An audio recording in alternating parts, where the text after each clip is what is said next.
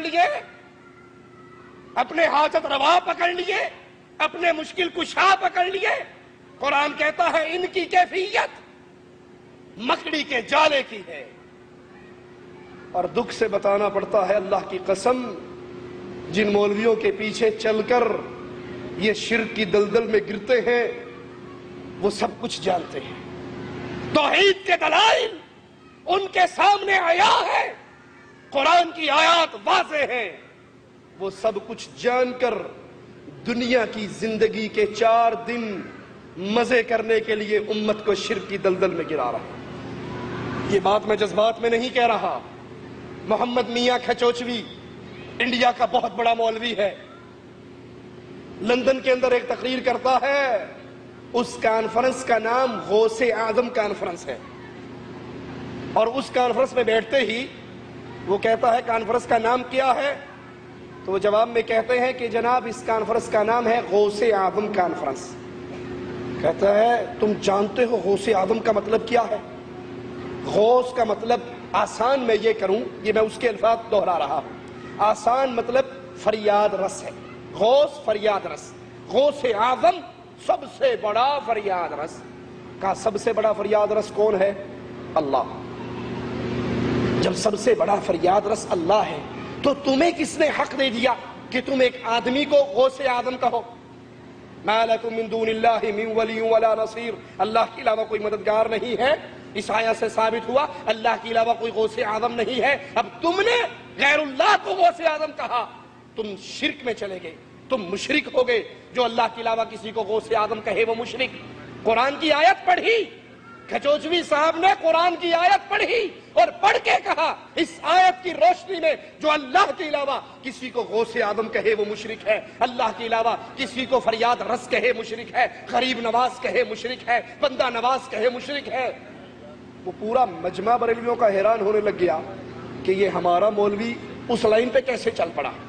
ان کو جیسے سانپ سونگ گیا، خاموش ہو کر سن رہے، بھئی لو بھئی ایک اور گیا، پورا اپنا بیان کیا اور شرک کے خلاف یہ ساری باتیں کہی کہ جو اللہ کے علاوہ کسی اور کو پکارتا ہے، مشکل کشا کہتا ہے، حاجت روا کہتا ہے، وہ مشرک ہے۔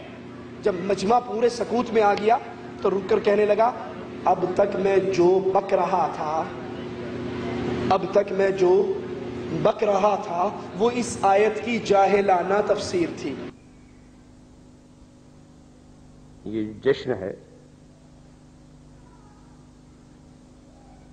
جس کا اعلان جشن غوث اعظم کے نام سے کیا گیا ہے، یہ غوث اعظم کانفرنس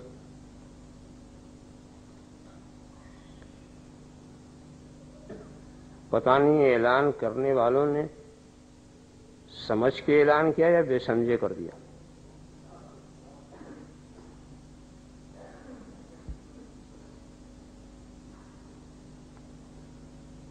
پہلے آپ نے کچھ سمجھا بھی کہ غوث کے معنی کیا، اور آپ کس کا جشن منا رہے ہیں؟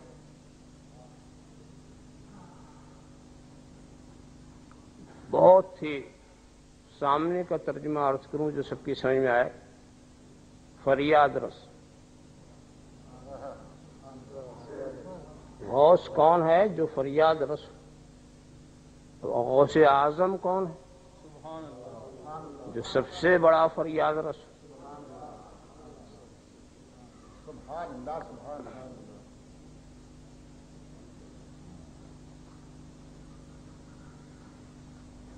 کس ذات کو آپ نے یہ نام دیا؟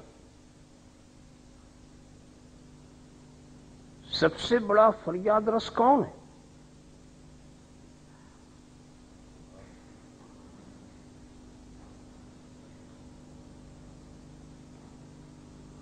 یہ عنوان سوچتے وقت کیا قرآن کریم کی یہ آیت آپ کے سامنے نہیں آئی؟ وَمَا لَكُم مِّن دُونِ اللَّهِ مِن وَلِيٍّ وَلَا نَصِيرٍ، تمہارے لیے اللہ کے سوا نہ کوئی مددگار ہے نہ کوئی ولی۔ یہ محکم ہے، اس میں کوئی اشتباہ نہیں۔ تو جب خدا کے سوا کوئی ولی ہے ہی نہیں، کوئی فریاد رس ہے ہی نہیں، کوئی مددگار ہے ہی نہیں، تمہیں کیا حق پہنچتا ہے کہ تم خدا کے سوا کسی کو مددگار قرار دو، کسی کو ولی قرار دو، کسی کو اپنا ولی بناؤ؟ اس لیے کہ فریاد رس صرف خدا ہے، ولی صرف خدا ہے، مددگار صرف خدا ہے، ناصر صرف خدا ہے، نصیر صرف خدا ہے، مشکل کشا صرف خدا ہے، حاجت روا صرف خدا ہے، دافع البلا صرف خدا ہے، شافع الامراض صرف خدا ہے۔ جب صرف خدا ہے تو غوث اعظم بھی وہی ہے،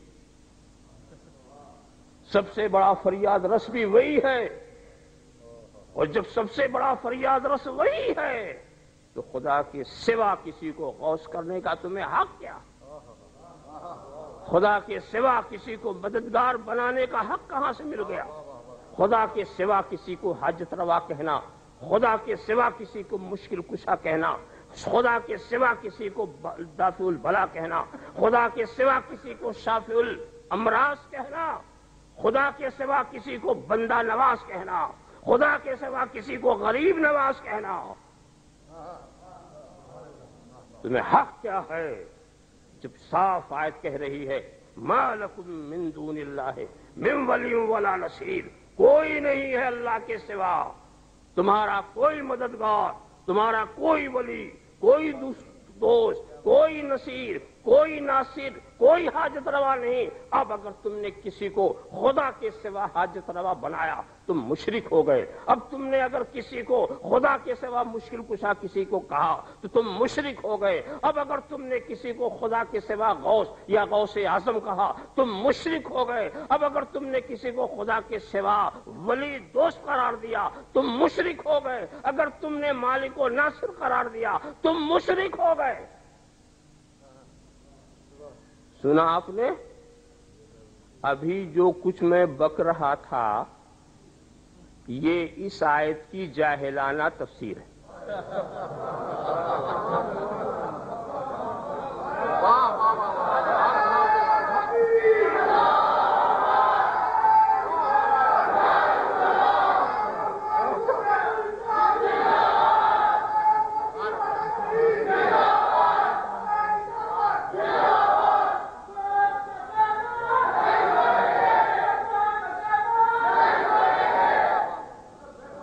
لا حول ولا قوت الا باللہ۔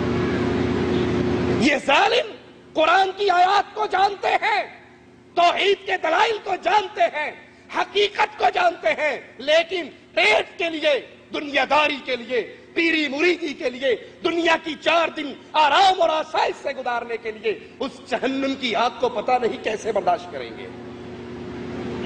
ان کی کیفیت، ان کی مثال اللہ کہتا ہے مکڑی کی طرح ہے۔ اتخذت بیٹھا، مکڑی بھی تو گھر بناتی ہے،